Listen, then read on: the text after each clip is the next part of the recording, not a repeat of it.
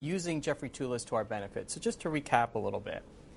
The State of the Union address straddles the two constitutional presidencies that Jeffrey Toulis defined in your readings.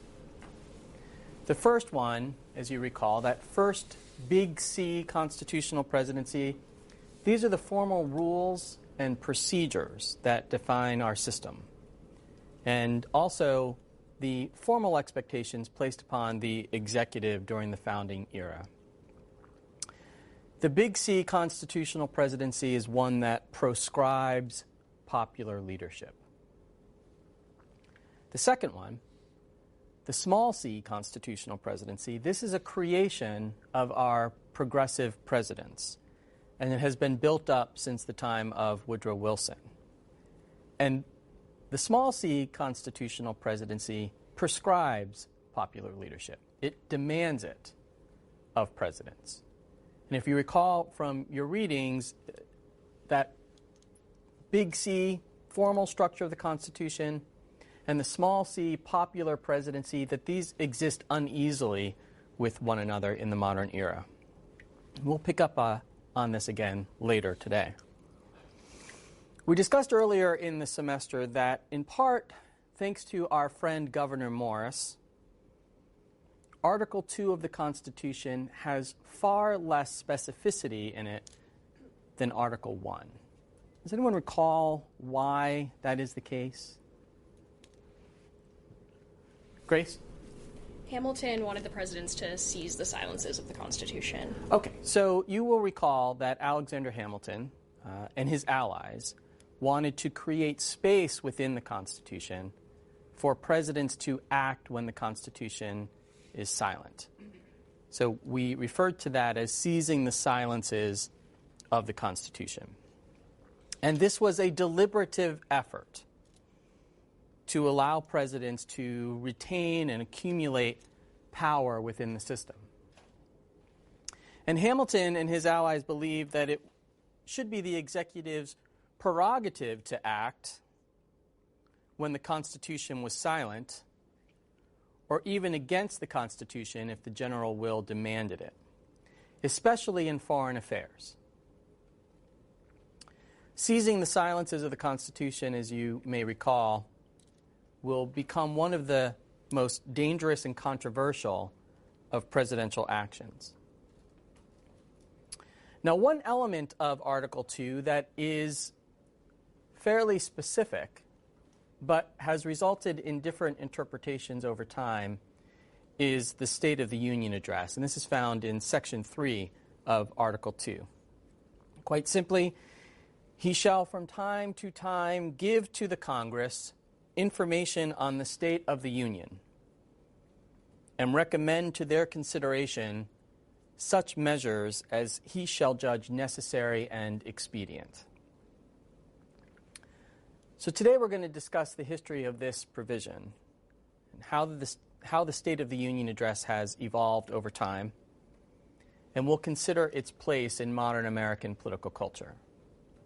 And we'll use Jeffrey Toulis's conception of the two constitutional presidencies. For the history of the State of the Union address mirrors changes in the executive office itself.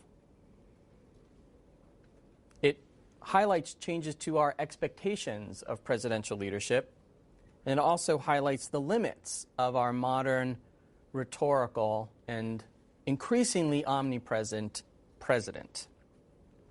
So let's start with the basic mechanics of this address. This is an annual event of state, allegedly. Two houses of Congress convene in the chamber of the House of Representatives. The diplomatic corps is present. The Joint Chiefs are there.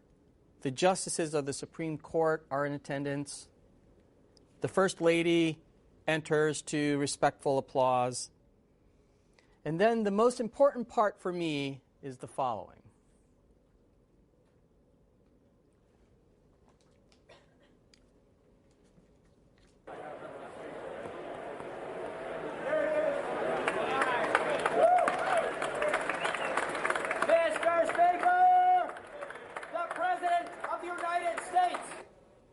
why do we think that particular clip is so exciting to me?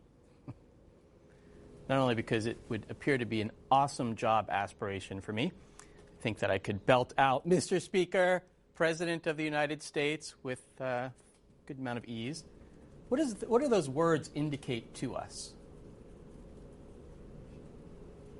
I know it's so short, and it's not the thing that people are waiting for, but there's something about that clip that helps us to understand our constitutional system. The fact that he is announced by the House Sergeant at Arms indicates that this is not the president's domain. This is not his house. He comes by invitation. He is escorted. Before this happens, the Speaker of the House of Representatives and the Vice President of the United States, acting in his capacity as President of the Senate, will put together an escort committee of legislators, and they will exit the chamber, and typically these are congressional leaders, maybe congressional members of Congress from the president's home state, and they will escort the president into the chamber of the House. And it's important to understand this, because in a system of separate institutions, a system of separation of powers, the president doesn't just walk in. Right? This is not his government. He is invited by the House to come and address them, and he walks into a co-equal branch of government. Now, after the pomp,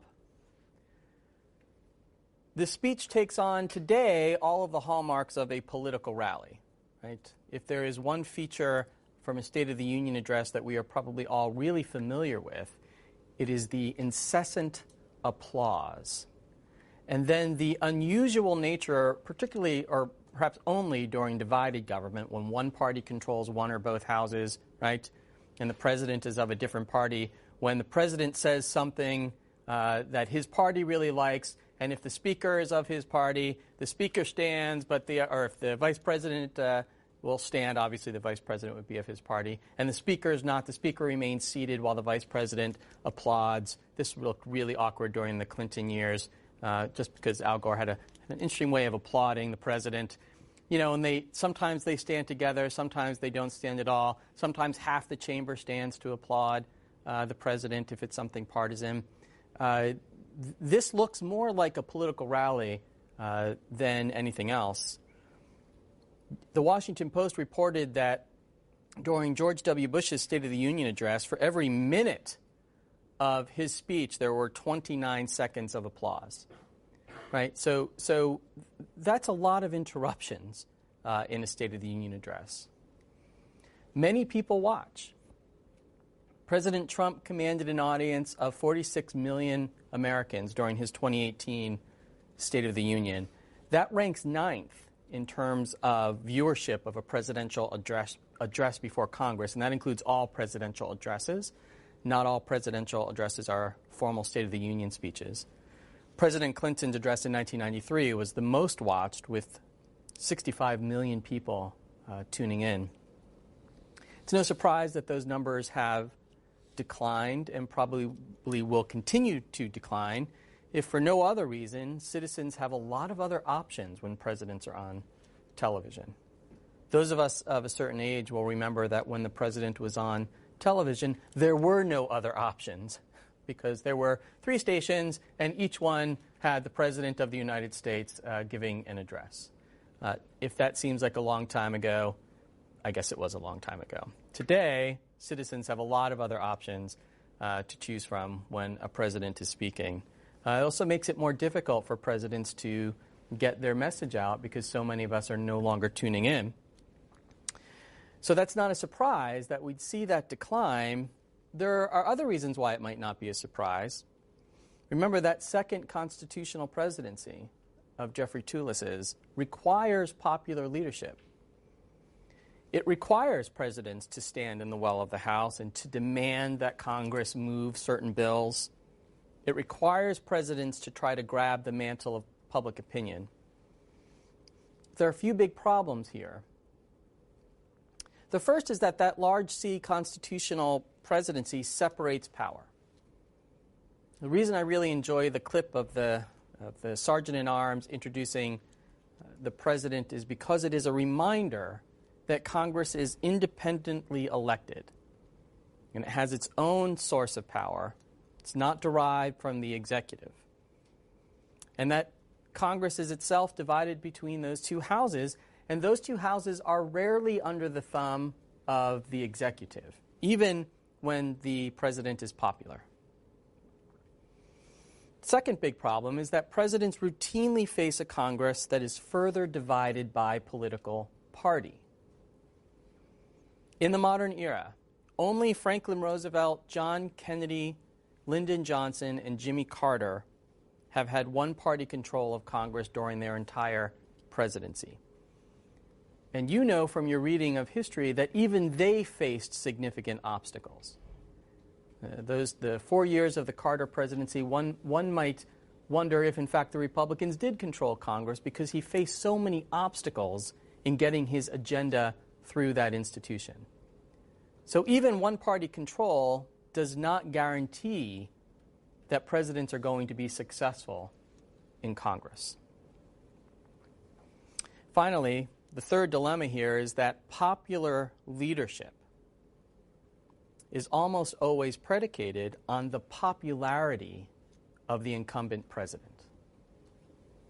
And some presidencies, as you know, become extraordinarily unpopular. We can think of the last 2 years of the presidency of Woodrow Wilson, for example, or the last 2 years of the presidency of George W. Bush.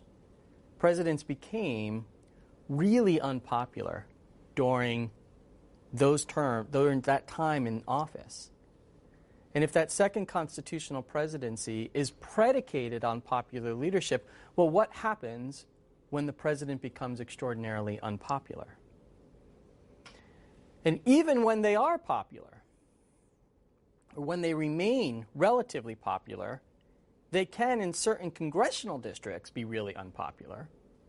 And if those congressional districts are important to the leadership in the House and the Senate, then that's an even additional obstacle that presidents have in getting their legislation through Congress. So what, if anything, can the State of the Union do here? How can it address these problems of popular leadership? What I'd argue is that it can do very little, because it has become less a tool of governance or a window into the executive's unique view in our constitutional system, and much more of a partisan address. It might be that the State of the Union is part of the problem of the modern presidency. So let's talk a little bit about the history of this address and see if we can't understand it a little bit better, changes to it over time, and understand how it fits into our examples of modern presidential leadership. So the provision in the Constitution, that Article 2, Section 3, it did not have an equivalent in the Articles of Confederation. So the framers of our Constitution, we're not pulling this from the Articles of Confederation. You know that the Articles of Confederation really provided no more than a presiding officer for the executive. So there was no model there for them to pull from. Our State of the Union was modeled on the King's speech from the throne, which was called the most gracious speech from in Parliament. We'll refer to it as the Queen's speech today in honor of Queen Elizabeth. The most gracious speech to Parliament. This was an occasion when the monarch commanded members of Parliament to attend to him as he laid before them his priorities and his policy recommendations. King George III's most gracious speech to Parliament in October 1775 noted, for example, quote, "The present situation in America and my constant desire to have your advice, concurrence, and assistance on every important occasion have determined me to call you thus together early. Now, this is a command, no matter how gracious the language is. This is a command that Parliament attend to the king. And this language was modified a bit, as one might expect, in the early American constitutions. The New York Constitution of 1777, quote, "It shall be the duty of the governor to inform the legislature at every session of the condition of the state, so far as may respect his department, to recommend such matters to their consideration as shall appear to him to concern its good government, welfare, and prosperity." The Pennsylvania Constitution was more straightforward and a little more similar to what we find in the U.S. Constitution. Quote, "He shall from time to time give to the General Assembly information of the state of the Commonwealth and recommend to their consideration such measures as he may judge expedient." Now, the impetus for the State of the Union address, for the language we find in the Constitution, derives in part from the expectations placed upon the American executive. Recall that when the office was designed, it was to be the only one that had a view of the whole. The only office that could see the needs of the whole country. Whereas members of Congress were expected to have more parochial concerns. They were expected to be more concerned about issues confronting their districts, their constituents, or their states. And the executive was the only one that, by virtue of that position atop the constitutional structure, could see the entirety. It was also supposed to be inhabited by continental figures who were to have a sense of public opinion but were not to be beholden to public opinion. Now, the first State of the Union was very brief and very formal. And it was also the shortest on record in terms of word count. And it registered just 1,089 words, and that is like a 4-page paper, unless you've increased your font size. So we're talking short here. Washington said, quote, "I have directed the proper officers to lay before you, respectfully, such papers and estimates as regard the affairs particularly recommended to your consideration and necessary to convey to you that information of the state of the Union which is my duty to afford." Okay, that's not really eloquent, right, or memorable. But it's a style that is in line with Washington's goal to read the Constitution literally and to follow it plainly, right? Washington is doing this for what reason? Do we recall? Why is Washington so concerned about following the Constitution so plainly? Yeah. Because he was the first president and he knew anything you do would set a precedent. Okay. Because he knew he was first, and he knew that in everything he did was going to establish a precedent. So in so many of his actions, he was so careful about how he proceeded. And the State of the Union is no exception, right? His addresses are very formal. They're rather succinct.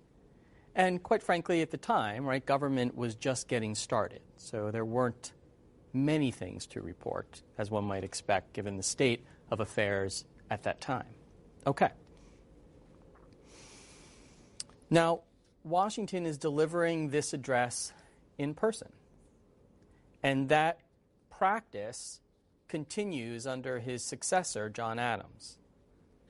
Washington's average word count for his State of the Union address is about 2,000 words, not lengthy. Adams was a bit less wordy. He had an average of 1,790 words for his State of the Union addresses. Thomas Jefferson when he assumes office after the bitter election of 1800, ends the practice of giving the State of the Union in person.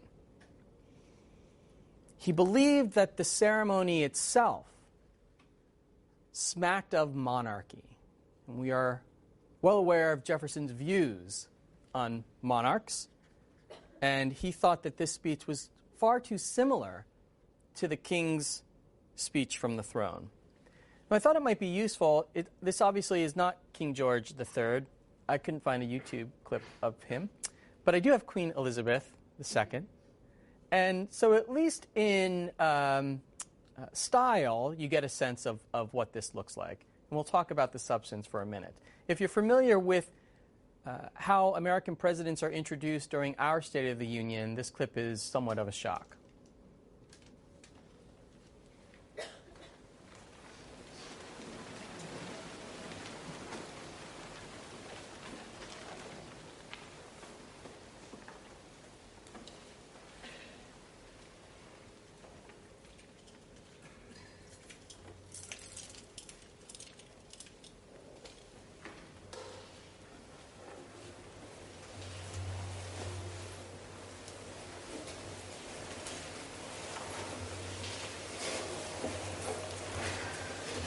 My lords, pray be seated.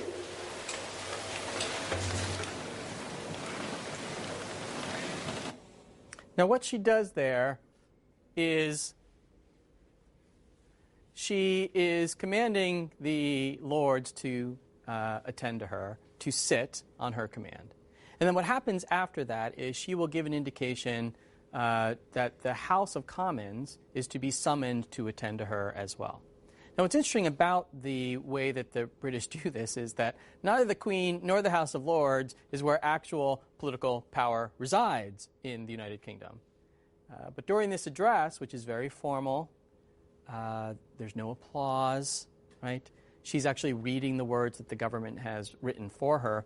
The government will stand in the back. The House of Commons, the Prime Minister, the Cabinet, the opposition, they all stand in the rear after being summoned by the Queen. Now, they do slam the door in the face of her messenger, who's called Black Rod, but they open it. Black Rod will enter and then command them to attend Her Majesty, right? This is all a little bit too much for Thomas Jefferson, right? It's a little bit too much to allow a president and executive to command the attendance of representatives of the people. So he ends the practice. Now, incidentally, Thomas Jefferson's not a great speaker. He's a great writer. He's a phenomenal thinker. He's not the best at public oratory. So that may also have had something to do with him ending this tradition. But you know, traditions of George Washington don't die easily, right? Think of the two-term tradition that ends up being written into the Constitution. Nevertheless, Jefferson is able to end this tradition. When he stops appearing before Congress, it'll be well over 100 years before another president will appear before Congress to deliver the State of the Union.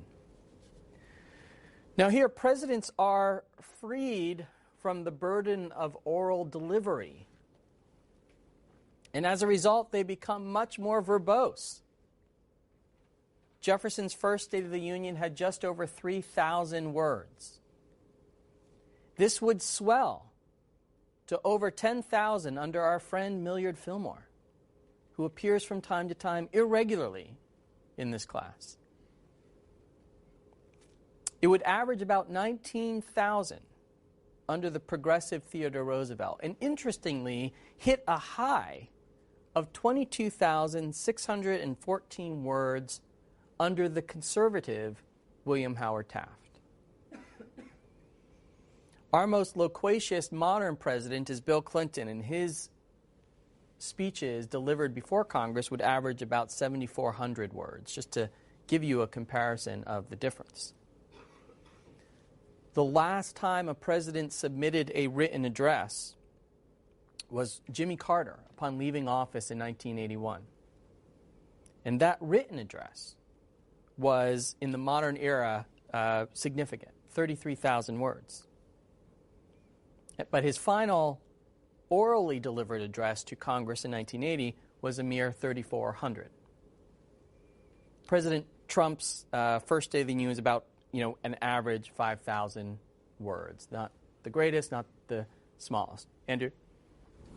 What's the difference between the written and the oral addresses, and can a president still submit a written State of the Union address? So the answer between what's the difference is only really that they're longer, but that's just by style. There's nothing constitutionally ordained in the idea that a written State of the Union would be longer than an orally delivered State of the Union. When you don't have the pressure to speak publicly, you can write as much as you want, because then it's some poor clerk's responsibility to have to read it before Congress, if they do, than it is for you to deliver it, right? And the second part of the question, can a president, if they so choose, deliver their State of the Union address in written fashion, right? What do we think? Can a president, if they so desire, send their State of the Union in written form? Yes. Yes, they can. Yes, they can. It's simply a choice. President Carter gave his last in 1981 in written fashion. In the early 70s, President Nixon experimented with written addresses that were all very lengthy, though he gave most of his State of the Union addresses in person. It's really just a choice.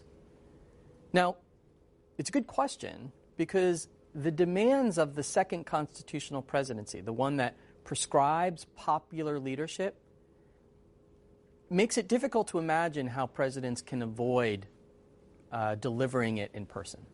Because it demands the spectacle, even if it's largely unsuccessful at times, which we'll get to. Carter, obviously, in 1981 was on his way out of office, having just been defeated in the 1980 election by Ronald Reagan. So that, is an exception. But presidents certainly reserve the right.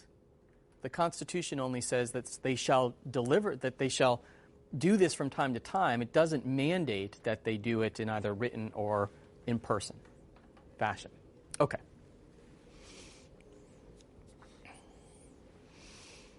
Now, we noted that when Millard Fillmore is hitting 10,000 words, right, in his written address, and Bill Clinton's averaging about, 7,000, it's ironic because one of the modern critiques of the State of the Union address is that they're nothing more than long laundry lists of proposals. But of course, the written addresses were far longer than those that have been delivered in person. The difference beyond the length is the expectation. The expectation of a personal address with its commands that Congress do things. And increasingly, its overt appeal to partisanship. These kind of the personal commitment that presidents are now expected to make in their State of the Union is very different than what we saw when they issued these addresses in writing. So the tradition, even if they're shorter than their written counterparts, is that the presidents lay before Congress a very long list of policy proposals. The difference is that in the earlier addresses, it appeared that presidents were aware that they alone did not have the power to demand compliance with their goals.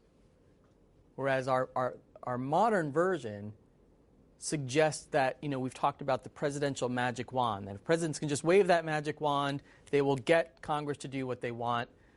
They often try to, and they realize the magic wand isn't working. It rarely does. All right, so this in-person practice was reinstated by Woodrow Wilson in April of 1913. Now, Wilson believed that the constitutional separation of powers was a flaw in the American constitutional system. And so he had spent a good part of his life critiquing separation of powers. He was not alone in this. interestingly, we can consider William Howard Taft his very conservative predecessor. Taft sent his December 1912 State of the Union address to Congress in written fashion. And there's this fascinating passage in Taft's State of the Union. Again, Taft is the conservative. Taft is the one in the 1912 election which pitted in the view of many, a radical Theodore Roosevelt versus a radical Woodrow Wilson, and the conservative William Howard Taft, the defender of the Constitution. And he wrote in his 1912 address, "The rigid holding apart of the executive and legislative branches of this government has not worked for the great advantage of either. There has been much lost in the machinery due to the lack of cooperation and interchange of views face to face between the representatives of the executive and members of the two legislative branches of government. It was never intended that they should be separated in the sense of not being in constant, effective touch and relationship to each other. The legislative and executive each performs its own appropriate function, but these functions must be coordinated." Now, that is a fascinating passage coming from the quite conservative William Howard Taft. It's something we'd expect Wilson to have said, but it wasn't. And so there was this yearning at the time for greater cooperation, greater coordination between the branches. Now, that address that Wilson gave in April of 1913 was not an official State of the Union address. At that point in history, even in the written form, the State of the Union was delivered in December of the calendar year. The practice of a December State of the Union address didn't change until 1934 with the change in congressional calendar, and now State of the Union addresses are given typically mid to late January, occasionally early February, the start of a congressional session. Woodrow Wilson believed that a strong party leader could overcome what he viewed as the defects of our constitutional system. And during the early years of his presidency, he both dominated the Democratic Party and dominated Congress. And so it lent some credence to his view that a popular party leader could overcome the obstacles embedded in the Constitution. But he didn't formally change the Constitution. And presidents are not prime ministers, nor are they monarchs. And he was able to temporarily overcome constitutional norms without changing the terms of the Constitution. He appeared frequently before Congress to talk about a whole range of issues in addition to his formal State of the Union addresses. And because of that, he helped to create an expectation of presidential government, of executive leadership that is capable via words and actions of ameliorating social and economic disparities and political differences. He created an expectation of that presidential magic wand. The presidents could wave it, and Congress and the states would do a president's bidding. This view has largely stuck through Democratic and Republican administrations, despite the unhappy experience of Wilson's last 2 years in office. So he presents, during the course of his presidency, the promises of popular leadership, of which the State of the Union is an example, but also the perils of popular leadership. You may remember that the 1918 midterm elections, that's his second midterm, the midterm of his second term as president, represented a rejection of Woodrow Wilson. And the Republicans gained control of both houses of Congress in a repudiation of Wilson's policies. What good is popular party leadership if presidents if a president's party does not control the Congress. The Senate, you will recall from your history, rejected his proposal for a League of Nations during this time period. And they did this despite Wilson's efforts to tour the country, to rally public opinion to his cause, right? Again, Wilson hoped that the president would be the repository of public opinion, and that would force Congress to act in the way that he saw fit. But by the end of his presidency, he was no longer the repository of public opinion. He was no longer popular. But he's built a model of presidential leadership that is based on popularity. And that final year in particular for Wilson's presidency is a really lonely one. Now, despite that kind of grim reality, his transformation of the State of the Union was complete. And it is now a central feature of a Wilsonian view of both government and executive power. Now, it wasn't immediate. Wilson, in addition to the 1918 repudiation of Wilson's presidency, the country, as you remember, returns to normalcy in 1920, and his conservative successors, they don't follow his lead. Calvin Coolidge did appear once before Congress, but Harding, Coolidge, by and large, Hoover, they're not delivering their State of the Union in person. They are reverting back to that earlier Jeffersonian tradition of delivering their State of the Union in writing. But since the presidency of Franklin Roosevelt, it has become customary for the president to deliver the address before a joint session of Congress.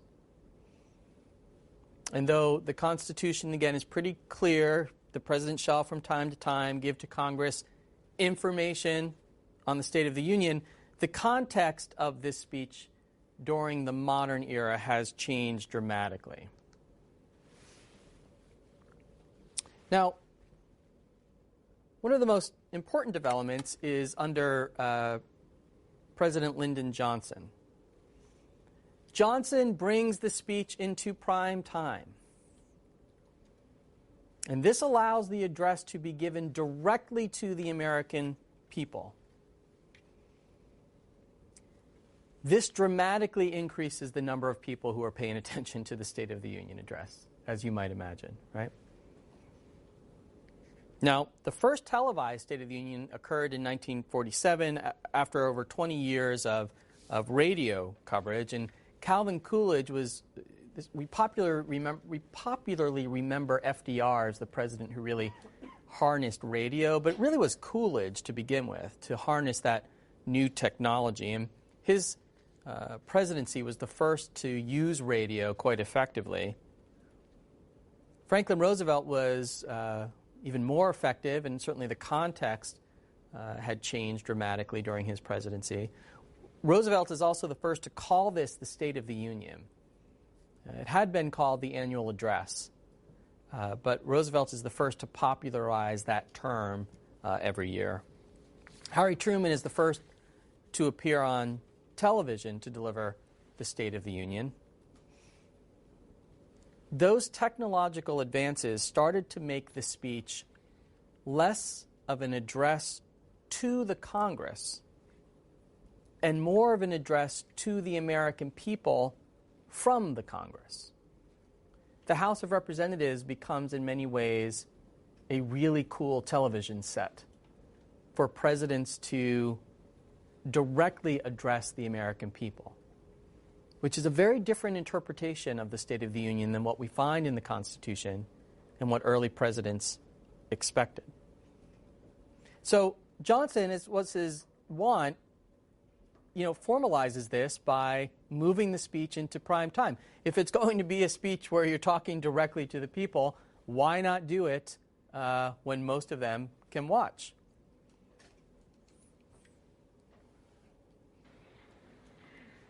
On this hill which was my home, I am stirred by old friendships. Though total agreement between the executive and the Congress is impossible. Total respect is important. Now, we know a lot about President Johnson. Of course, you know, those are significant words. He actually did mean respect for him and his office and his policy proposals, right? Interestingly, that State of the Union is delivered in January of 1969. That's his final. And just a short time before Richard Nixon would take the oath of office as president. So presidents were also delivering these at the end of their term, which is a custom that they no longer subscribe to. The last time a president delivered a State of the Union at the end of their presidency was President Carter, who delivered it in writing. Some presidents, like Ronald Reagan, have chosen a farewell address, but none since Carter have formally had a State of the Union in January of their final couple of weeks in office. But note also the Wilsonian conception here. Not only is he moving it into prime time so that millions of Americans can watch him, and while he acknowledges, it's never going to never get together perfectly, total respect is important. And what that means institutionally is respect for the presidency and its policy initiatives. And in 1969, of course, we're coming off of pretty significant legislative enactments by Johnson and previous Congress. And so this is really the height of an activist federal government during Johnson. And the State of the Union was designed in part to harness the power of the executive. Well, the opposition party wasn't going to allow an increase in viewership to happen without a response. Literally. So in 1966, Republican congressional leaders gave the first official response to a State of the Union address, a 30-minute televised address by Republican Senators Everett Dirksen and Representative Gerald Ford, the Republican leaders of the House and Senate. And this tradition takes off. In some fits and starts, they didn't always do in the early years, but by the 1970s, it had become a tradition and is routinely given by a member or members of the opposition party immediately following the State of the Union address. So you may recall that our own Congressman Joe Kennedy gave the opposition response, the formal opposition response to President Trump's State of the Union in 2018. Sometimes they're given by congressional leaders. Other times they're given by up-and-coming members of the party. Sometimes governors will give the address. It's a way for the opposition party to highlight its message in response to the State of the Union address by a president. Well, after moving it to prime time, you might think, well, what more is there left to do to innovate of the State of the Union, to innovate within the State of the Union address, right? What more can presidents do to reinterpret or reimagine this constitutional directive? Well, when Ronald Reagan entered office in 1981, he didn't allow his essential conservatism to prevent him from expanding the spectacle that the State of the Union had become. So Reagan is also a master of stagecraft and a master at storytelling. And so in 1982, he adds something that we hadn't seen before.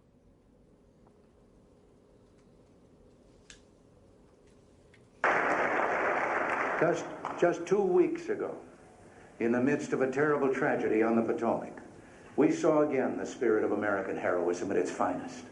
The heroism of dedicated rescue workers saving crash victims from icy waters.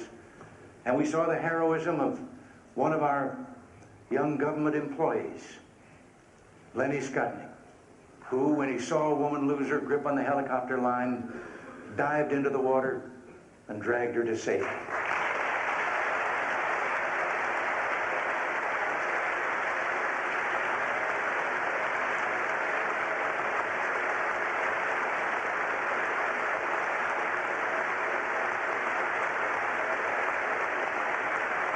Okay, so you see there President Reagan adding this element, bringing in honored guests and then introducing them from the floor.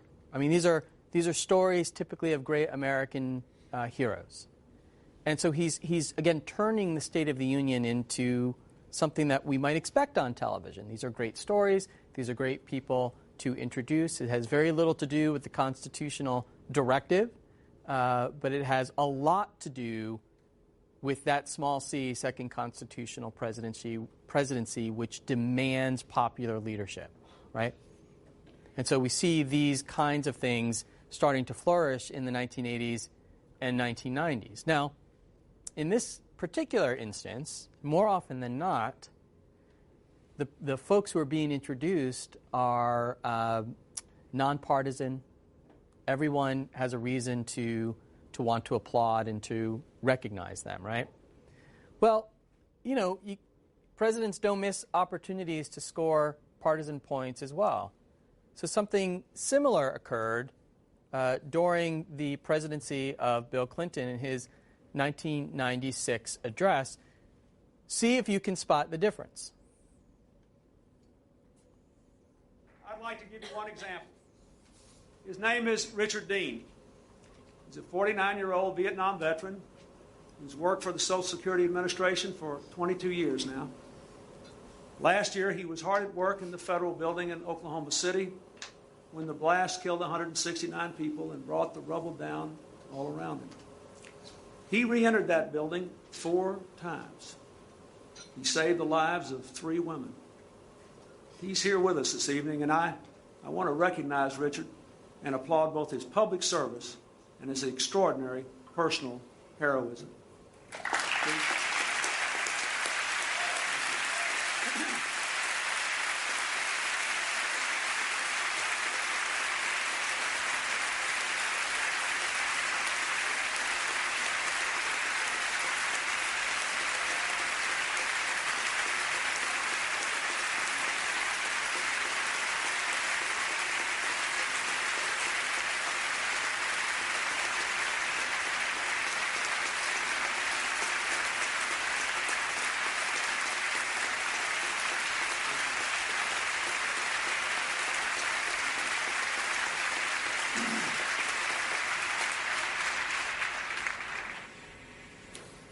But Richard Dean's story doesn't end there.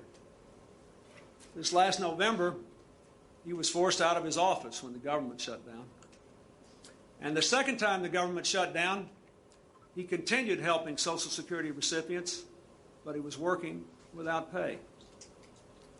On behalf of Richard Dean and his family, and all the other people who are out there, working every day, doing a good job for the American people, I challenge all of you in this chamber, let never, ever shut the federal government down again. Okay. What do we think about that? What's the difference between that clip we showed of Ronald Reagan and the clip here from Bill Clinton? Yeah. Bill Clinton uses his story to turn his personal story he created into an account that scores points for his political party. Okay. So Clinton takes this moment, not unlike the Reagan moment, of national unity, a certifiable hero, someone who raced into the Oklahoma City building as it was being turned into rubble to rescue people on multiple occasions. And then he uses that to make a political argument about not shutting down the government, right? Now, that's very different, right? So if we had watched all of the applause here, what you would have seen is behind President Clinton in this address is Republican Speaker of the House, Newt Gingrich. Lots of Republicans controlled the House and Senate in 1996. You'd have seen that moment where one party stands wildly to applaud while another party sits grimly. Now, Clinton scored here. That he scored politically, right? And so we start to see that the address, the lure of politics is too great for many presidents. This is Wilson's small c constitutional presidency. It is designed to It is designed for party leadership. And so presidents don't avoid the opportunity to use the address to try to score political points. We are way far away from that formal kind of succinct address that George Washington would have given, or many of his successors. And we are now into the latter stages of that small c constitutional presidency, where presidents are using these opportunities to advance a political agenda. Where are we today? Well, you may recall a couple of instances that are hallmarks of today's address. The first one is really unusual. It doesn't happen that often, but as the address has become more partisan, it's perhaps something we should expect to see again in future. You may recall this. There are also those who claim that our reform efforts would ensure illegal immigrants. This, too, is false. The reforms I'm proposing would not apply to those who are here illegally. It's not true. And okay, one so more. that is Congressman Joe Wilson yelling at President Obama, "You lie." Now, that's not a formal State of the Union address. It is a presidential address before Congress, right? So the president here is speaking about the health care bill that he's advancing. And Wilson apologizes for the outburst. It was considered a breach of decorum. So, there's that. But the face on the Vice President Nancy Pelosi during this is classic. I mean, they consider this a real breach.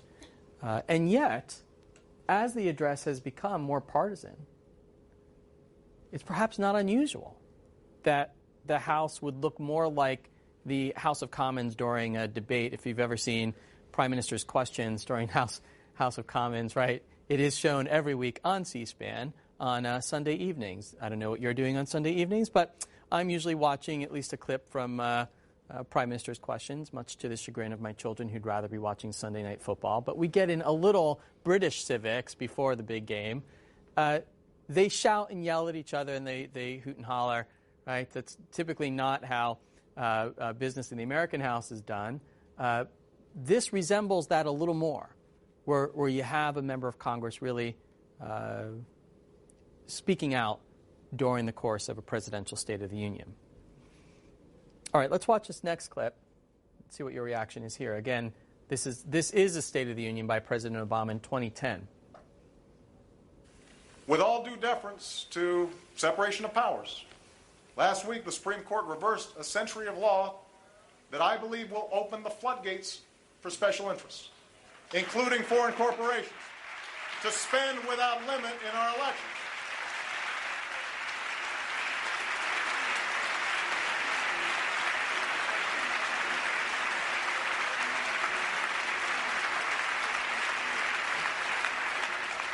I don't think American elections should be bankrolled by America's most powerful interests, or worse, by foreign entities.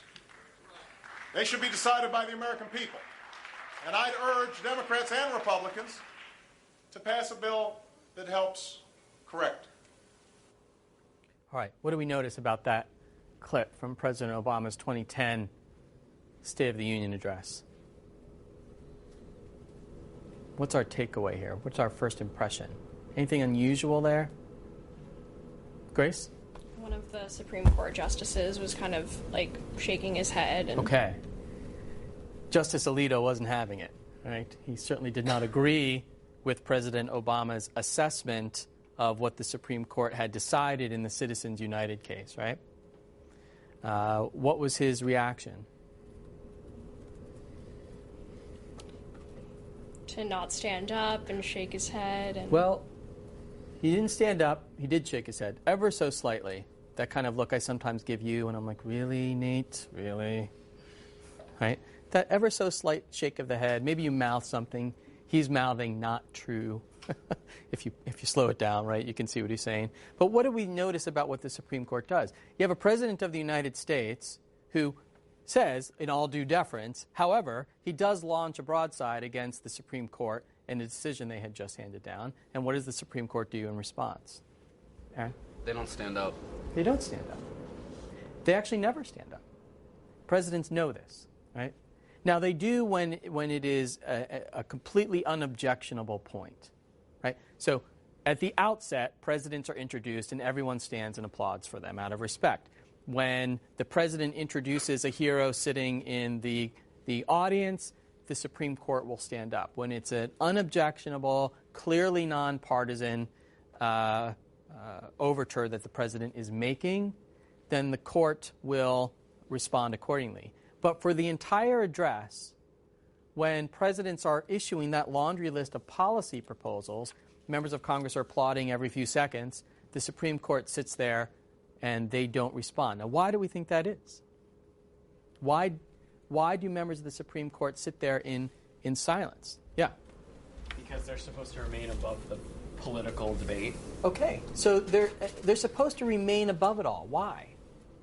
Because they're supposed to be the independent judiciary who just decide what is constitutional and what's not, and not trying to get involved on the nuances of politics. Well, sure. So exactly. So their commitment is to the rule of law. And it would be detrimental to the rule of law if the president said something like, I want you to pass this campaign finance reform bill, and half the Supreme Court applauded and the other half did not, and then they were called at a later date to adjudicate the issue, which we know they will be called upon to do because most of our political issues and policy issues end up as issues before the court. Now, it is unusual for a president to call out the court in such a way when they are seated right in front of him, unable to respond, while partisans stand up around them and applaud. That is a very awkward scene. And some Supreme Court justices after this, you have not seen Justice Alito at a State of the Union since this time, right? He has stopped going. Right? He didn't hide his frustration at that moment, and he's just stopped attending. Justice Scalia, before he passed away, had long stopped attending because he thought they had turned into childish affairs. When you see the kinds of applause, the hoot and hollering, Justice Thomas has said that, you also, the viewing audience, can't hear the things that are said under the breath of members of Congress who are seated in the audience, right? Many justices have view this as a waste of their time. I think only 4 attended the most recent State of the Union address, right? Okay. Joe Wilson's outburst is a one small example. It hasn't really been repeated since. President Obama's broadside against the Supreme Court. Again, it doesn't happen that often. But, our recent State of the Union addresses encourage that Wilsonian view that the problem with our system is the constitutional separation of powers, separate institutions. State of the Unions encourage the idea that feature of our Constitution is a defect, and that presidents are and should be political saviors who can dictate policy demands and deadlines to Congress. The reality is many presidents have learned. In fact, one of the best readings this semester is what presidents can learn from political scientists. They don't have a magic wand, right? That would be my memo to the president. The magic wand that your staff has convinced you have does not exist. That doesn't mean your office is without power. It has significant political power. And you know from your readings that the relative powers of modern presidents are far more vast than their 19th century predecessors. But they can't easily force Congress to bend to their will. This doesn't prevent them from trying. It doesn't prevent them from insisting that they can overcome the limits of their office through a skilled and politically adept State of the Union address. What they might gain in political prestige through this annual spectacle is something that we lose in our understanding of their constitutional limits, that first large C constitution that Toulouse has reminded us of.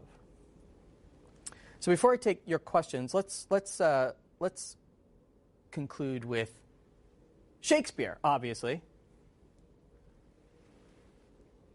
Clinton Rossiter was a famed scholar of the presidency, and he wrote a book called The American Presidency.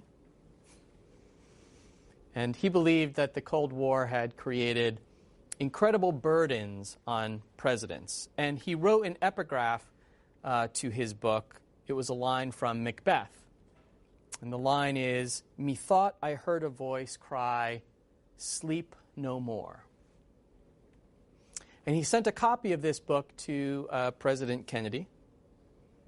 And Kennedy replied.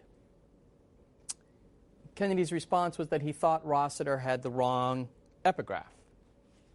And Kennedy suggested dialogue from Henry IV. And in this scene, Glendower boastfully proclaims, "I can call the spirits from the vasty deeps," to which the response from Hotspur is, "Why, so can I, or so can any man. But will they come when you do call for them?" The State of the Union address in modern American politics is Glendower. The boast that we can do this. We can use this speech to summon the spirits of the American people. That Wilson believed that the president was the personification of popular leadership. And the State of the Union, the preeminent example of when presidents can call the spirits of the people. We are like Hotspur, asking that really important question. Will they come? Will they follow? Increasingly, the State of the Union falls short. Because it is a poor substitute for the constitutional separation of powers, as it attempts to be. It attempts to bridge the divide through increasing use of popular and partisan leadership. There's no evidence that it actually meets its target. All right, let's take a few questions before we break up for today. What do we think? What questions do you have about presidents and their State of the Union addresses? Yeah. So I just had out of curiosity, you said that the president is welcomed and invited into Congress to speak to them and address them. Has a president ever been turned down or asked not to come? That's a really great question. Has a president ever been turned down? Not for a State of the Union address, no. I think that would be difficult to imagine the kind of institutional gridlock that would be necessary for Congress to turn down the request that a president appear before them for a State of the Union. Now, there have been times, during the Reagan presidency where he negotiated with the Speaker of the House, Tip O'Neill, on other presidential addresses. O'Neill was a great protector of the institutional prerogatives of the House, and he did not think fondly of presidents using the House to lobby for specific legislative items outside of the contours of the State of the Union address. But no, that would I think indicate a decline in civic discourse that I would prefer not to imagine. Even as you can probably tell, I'm not a big fan of the way in which the State of the Union has been reinterpreted over time. I do think when presidents make the request to attend, that it's Congress's duty to invite them to come. Do you think the State of the Union should go back to being a nonpartisan speech, or is that even a possibility at this point? Right. So what do we think about that? What do we think about going back to either a written address or asking presidents to tone down the partisanship? Is that even a possibility? Yeah. I seriously doubt it, especially with the fact that the spectacle is all about like the relationship between the president and the media, and like how the media gets helped by the president and whatnot, and like the president like needs to have the spectacle in order to like and be popular, like get the popular vote. So I mean, like I it kind of like stinks now, but like I don't think it'll really change all that much. Yeah. I suspect that you're right. I suspect it would be awfully hard to convince presidents that this was no longer in their best interest, right? Presidents try to control the narrative, the political narrative. And so what they would reasonably believe is their failure to go and to deliver the address in person would allow someone else to control the narrative. And so I doubt very much that, you had a reading by the Washington Post columnist George Will. He would love for presidents to go back to that earlier era where they're delivering it writing, in part because he's a critique of the Wilsonian view. And practically speaking, it's unlikely that we'll go back to a written form. Now, could presidents tame the partisanship? Well, yeah, that's a choice. And that's a choice that they make. Again, I suspect that the pressure's on them to advance a narrow agenda. Those pressures are pretty heavy. All right. Any other questions? Yes. You said that nobody since Carter has given a State of the Union at the end of their term. So Right. what happens with the State of the Union that year? Is it just passed over, or does the new president give it? That's right. No. So what we find is that Carter delivered one at the end of his term. Ford did.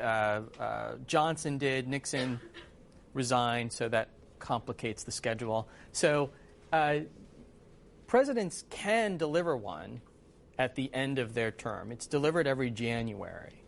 And so the outgoing president can choose to deliver a State of the Union the way that we saw Lyndon Johnson did before the joint session.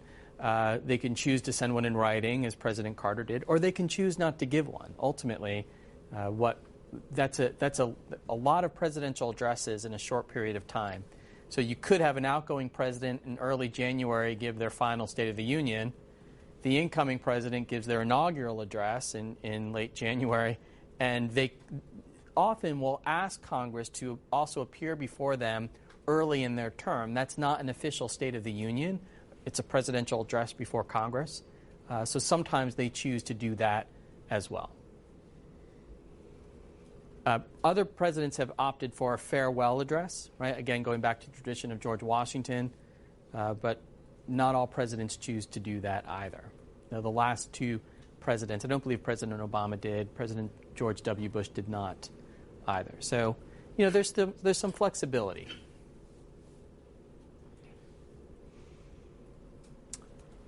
All right, everyone. Well, thank you. That's it for today. Enjoy your week, and I will see you guys next Monday. Well done, Grace. Well done. You can watch Lectures in History every weekend on American History TV.